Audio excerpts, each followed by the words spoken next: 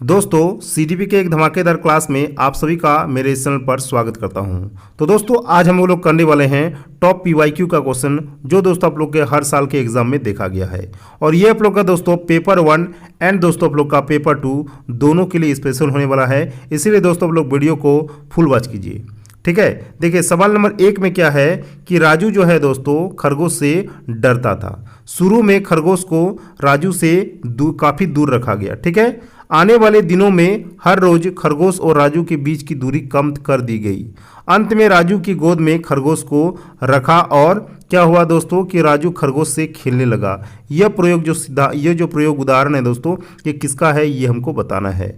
Option आप लोग का है प्रयत्न एवं त्रुटि सिद्धांत का, ऑप्शन बी में है साध्य अनुबंधन सिद्धांत का, ऑप्शन सी में है क्रिया प्रसूत अनुबंधन सिद्धांत का, और ऑप्शन डी में दोस्तों आप लोग का इनमें से सभी। तो इस क्वेश्चन का आपका राइट आंसर हो जाएगा दोस्तों साध्य अनुबंधन सिद्धांत। तो पहले वो क्या हुआ था दोस्तों कि राजू जो है खरगोश से डरता था, उसके बाद राजू को खरगोश से दूर रखा गया।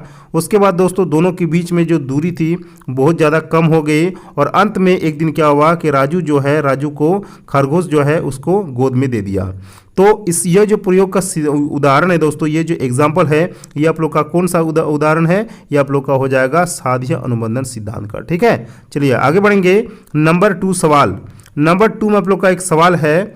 देखिए निम्न में से कौन सी विशेषता परिपक्वता को अधिगम से अलग करती है, यानी अलगाव करती है। ऑप्शन 1 में आप लोग का दिया हुआ है यह एक स्वाभाविक प्रक्रिया है। ऑप्शन बी में है यह अभ्यास पर निर्भर करती है, यह प्रेरकों पर निर्भर करती है, और ऑप्शन डी में दोस्तों यह जीवन पर्यंत चलने वाली एक प्रक्रिया है। तो दोस्तों ये जीवन पर्यंत चलने वाली प्रक्रिया की बात जो हो रहा है ये आप लोग का विकास की बात कर रहा है, ठीक है। प्रेरकों पर निर्भर नहीं करती है। अभ्यास तो हमको देखते ही काट देना है, क्योंकि अभ्यास आप लोग का नेगेटिव टैग वर्ड होता है, ठीक है। तो दोस्तों परिपक्वता को अधिगम से अलग करती है, यह आप लोग का एक क्या हो जाएगा, यह आप लोग का एक स्वाभाविक प्रक्रिया हो जाएगा। Option A is the right answer. चलिए आगे बढ़ेंगे। नंबर 3 सवाल। नंबर 3 सवाल में आप लोग का सवाल है दोस्तों कि इस अवस्था को मिथ्या परिपक्वता, जिसको कहा जाता है इंग्लिश में सूडो मैच्योरिटी, ठीक है, का समय भी कहा जाता है। कौन सी अवस्था को कहा जाता है? शैशवावस्था को कहा जाता है, बाल्यावस्था को कहा जाता है, किशोरावस्था को कहा जाता है, या आप लोग का प्रौढ़ावस्था को कहा जाता है। तो दोस्तों इस क्वेश्चन का आपका राइट आंसर यहाँ पर हो जाएगा बाल्यावस्था। जब बच्चे का जो जन्म से 2 वर्ष तक का जो बच्चा होता है दोस्तों, उसको क्या कहा जाता है आप लोग का? बाल्यावस्था कहा जाता है। तो मिथ्या परिपक्वता का जो समय कहा जाता है दोस्तों उसको बाल्यावस्था कहा जाता है, ठीक है। चलिए आगे बढ़ेंगे। नंबर 4 सवाल। और नंबर 4 में आप लोग का सवाल है कि मनुष्य जीवन का आरंभ जो है मूलतः घटित है 2 कोश में, केवल 1 कोश में, कई कोश में, या कोई कोश में नहीं। इस क्वेश्चन का आपका राइट आंसर यहाँ पर हो जाएगा दोस्तों ऑप्शन नंबर बी, यानी केवल 1 कोश में मनुष्य जीवन का आरंभ जो है घटित हो जाता है। चलिए आगे बढ़ेंगे। नंबर 5 सवाल। नंबर 5 में आप लोग का सवाल है कि बालकों को मुफ्त एवं अनिवार्य शिक्षा का अधिकार 2009 देश में लागू हुआ, ठीक है। 2009 में आप लोग का और एक घटना हुआ था एनईपी, ठीक है, एनईपी का घटना हुआ था। तो यहाँ पर आप लोग को ऑप्शन में दिया हुआ है, ऑप्शन 1 में है 1 अप्रैल 2009, ऑप्शन बी में है 1 अप्रैल 2010, ऑप्शन सी में है 1 नवंबर 2009, और ऑप्शन डी में दोस्तों आप लोग का 1 नवंबर 2010। इस क्वेश्चन का आपका राइट आंसर यहाँ पर हो जाएगा दोस्तों ऑप्शन नंबर बी, यानी 1 अप्रैल 2010 को दोस्तों अनिवार्य शिक्षा का अधिकार जो 2009 देश में यह लागू हुआ था, ठीक है। चलिए आगे बढ़ेंगे। नंबर 6। नंबर 6 में आप लोग का सवाल है कि निम्न में से कौन सी डिसलेक्सिया की विशेषता नहीं है। डिसलेक्सिया को हिंदी में भी डिसलेक्सिया कहा जाता है, और इंग्लिश में भी दोस्तों इसको डिसलेक्सिया ही कहा जाता है, ठीक है। आप लोग का ऑप्शन यहाँ पर दिया हुआ है वाचन परिशुद्धता, गति तथा बोध की समस्याएं, सीधे या उल्टे हाथ के प्रयोग के संबंध में निश्चय, लिखने की धीमी गति, और ऑप्शन डी में दोस्तों आप लोग का छपे हुए शब्दों की सीखने और याद करने की कठिनाइयाँ। इस क्वेश्चन का आपका राइट आंसर हो जाएगा दोस्तों ऑप्शन नंबर बी, यानी सीधे या उल्टे हाथ के प्रयोग के संबंध में निश्चय की विशेषता जो है ये दोस्तों आप लोग का डिसलेक्सिया की विशेषता नहीं है, ठीक है। हम लोग का ऑप्शन जो है दोस्तों यहाँ पर हम लोग का जो क्वेश्चन है यहाँ पर नेगेटिव में पूछा गया है, तो नेगेटिव का आंसर आप लोग का नेगेटिव हो जाएगा। आगे बढ़ेंगे। नंबर 7। नंबर 7 में सवाल है कि चिंतन, यानी जिसको इंग्लिश में कहा जाता है थिंकिंग, वो क्या है, ठीक है। चिंतन क्या है? ऑप्शन एक में है प्रतीकों का प्रयोग है, ऑप्शन बी में है भाषा का प्रयोग, ऑप्शन सी में है प्रत्याचिक प्रक्रिया और ऑप्शन डी में दोस्तों आप लोग का संप्रत्यय अधिगम। तो इस क्वेश्चन का आपका राइट आंसर हो जाएगा दोस्तों ऑप्शन नंबर ए, यानी प्रतीकों का प्रयोग को ही कहा जाता है आप लोग का चिंतन। आगे बढ़ेंगे नंबर 8 सवाल। नंबर 8 में आप लोग का सवाल है कि पढ़ने की वह तकनीक जिसका उपयोग तालिका में स्थित शब्दावली तथा प्रसंग में किया जा सकता है वह क्या कहलाता है। ऑप्शन एक में है की रीडिंग, ऑप्शन बी में है री रीडिंग, ऑप्शन सी में है स्कैनिंग और ऑप्शन डी में दोस्तों आप लोग का स्किमिंग। इस क्वेश्चन का आपका राइट आंसर यहाँ पर हो जाएगा दोस्तों ऑप्शन नंबर सी के साथ आप लोग जा सकते हैं स्कैनिंग। ठीक है, चलिए आगे बढ़ेंगे नंबर 9 सवाल। नंबर 9 में सवाल है कि कौशल को सीखने में पहली अवस्था होती है यथार्थता, चालाकी, ऑप्शन सी में है समन्वयन और ऑप्शन डी में दोस्तों आप लोग का अनुकरण। तो कौशल को सीखने में पहली अवस्था जो होती है दोस्तों वो आप लोग का होता है अनुकरण, कॉपी, यानी अनुकरण को ही क्या कहा जाता है दोस्तों आप लोग का कॉपी। बच्चा कॉपी करके ही सीखते हैं। ठीक है, तो कौशल को सीखने की पहली अवस्था होती है आप लोग का कॉपी करना यानी अनुकरण करना।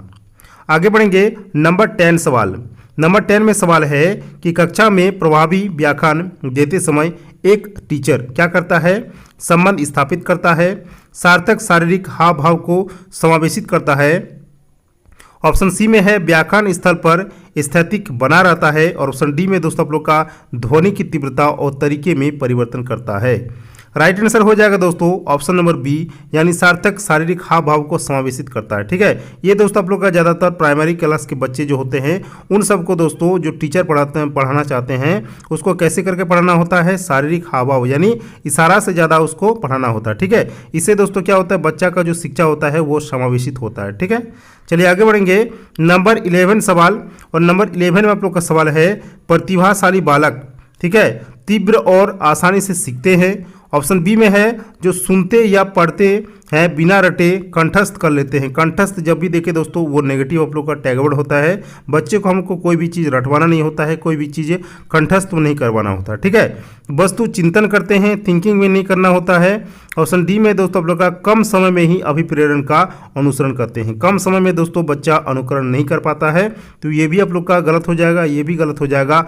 ऑप्शन नंबर ए इस क्वेश्चन का राइट आंसर हो जाएगा, यानी प्रतिभाशाली बालक जो होता है दोस्तों जिसका IQ लेवल जो होता है आप लोग का 140 प्लस होता है। ठीक है, जो आप लोग का साइंटिस्ट और डॉक्टर के अंतर्गत आते हैं, तो आप लोग का हो जाएगा तीव्र और आसानी से सीखते हैं दोस्तों प्रतिभाशाली बालक। आगे बढ़ेंगे नंबर 12। नंबर 12 में आप लोग का सवाल है कि भाषा विकास में नवजात शिशु का प्रथम ध्वनि क्या है। माँ शब्द, ऑप्शन बी में है बलबलाना, ऑप्शन सी में है क्रंदन करना यानी रोना और ऑप्शन डी में दोस्तों आप लोग का इनमें से कोई नहीं। तो भाषा विकास में क्या होता है दोस्तों, जब भी बच्चा का विकास होना शुरू होता है यानी धीरे से जब भी वो विकास करना शुरू करते हैं तो नवजात शिशु का प्रथम ध्वनि जो होता है आप लोग का क्रंदन करना होता है, यानी पहले जो होता है दोस्तों आप लोग का वो रोना सीखते हैं। ऑप्शन नंबर सी इस क्वेश्चन का राइट आंसर यहाँ पर हो जाएगा। आगे बढ़ेंगे नंबर 13। नंबर 13 में सवाल है कि गिलफोर्ड के अनुसार निम्न में से बुद्धि का आयाम नहीं है। विषय वस्तु, ऑप्शन बी में है संक्रिया, ऑप्शन सी में है उत्पाद और ऑप्शन डी में दोस्तों आप लोग का संज्ञान। तो गिलफोर्ड के अनुसार दोस्तों आप लोग का जो संज्ञान होता है ये बुद्धि का एक आयाम नहीं होता है। बाकी दोस्तों आप लोग का विषय वस्तु भी होता है, संक्रिया भी होता है और उत्पाद भी होता है, लेकिन दोस्तों आप लोग का संज्ञान ये नहीं होता है। ठीक है, तो इसका आंसर आप लोग का हो जाएगा ऑप्शन नंबर डी। आगे बढ़ेंगे नंबर 14। फिर से आप लोग का एक डिसलेक्सिया से संबंधित एक सवाल आ गया। तो डिसलेक्सिया किससे संबंधित है, क्योंकि दोस्तों ये एक आप लोग का बीमारी होता है। ठीक है, तो किस तरह का बीमारी होता है चलिए मैं देख लेता हूँ। गणितीय विकास का, पठन विकार का, व्यवहार संबंधी विकास का या मानसिक विकास का। इस क्वेश्चन का आपका राइट आंसर यहाँ पर हो जाएगा दोस्तों ऑप्शन नंबर बी, यानी डिसलेक्सिया आप लोग का संबंधित है पठन विकार, जिसको पढ़ने में दिक्कत होता है यानी जिसको पढ़ने में कठिनाई होती है उसी को कहा जाता है दोस्तों आप लोग का डिसलेक्सिया। आगे बढ़ेंगे नंबर 15 और हमारा ये लास्ट सवाल है समावेशी शिक्षा का विषय क्षेत्र नहीं है। आदिवासी बच्चे, ऑप्शन बी में है घुमंतु बच्चे, ऑप्शन सी में है दोस्तों आप लोग का केवल कामकाजी महिलाओं के बच्चे, और ऑप्शन डी में है गंभीर बीमारी से पीड़ित बच्चे। तो समावेशी शिक्षा का जो विषय क्षेत्र नहीं है वो आपका हो जाएगा केवल कामकाजी महिलाओं के बच्चे जो होते हैं दोस्तों वह समावेशी शिक्षा के अंतर्गत नहीं आते हैं। तो इसका आंसर हो जाएगा दोस्तों आप लोग का ऑप्शन नंबर सी। ठीक है, 15 क्वेश्चन दोस्तों आप लोग का PYQ में बहुत बार रिपीट हुआ है, इसीलिए दोस्तों जितना हो सके इस वीडियो को आप लोग ज़्यादा हो सके दोस्तों तो इसको शेयर कीजिए, और चैनल पर अगर पहली बार जुड़े हैं दोस्तों तो चैनल को एक सब्सक्राइब जरूर से जरूर कीजिएगा। मिलते हैं नेक्स्ट वीडियो में किसी और टॉपिक के साथ, तब तक के लिए जय हिंद, वंदे मातरम।